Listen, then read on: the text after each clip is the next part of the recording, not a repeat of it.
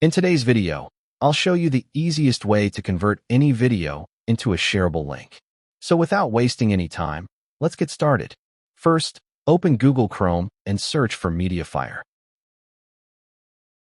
Once the Mediafire website opens, now click on Upload Files.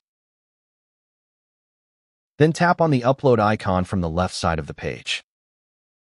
Next, click on Add File at the bottom left corner and select Files from the options.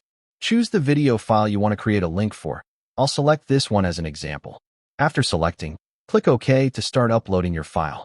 Once the upload is complete, you'll see that your video has been uploaded successfully and a shareable link has been created. If you want to share this link, simply click on Copy Link and paste it anywhere. For example, on WhatsApp to send it to your friends.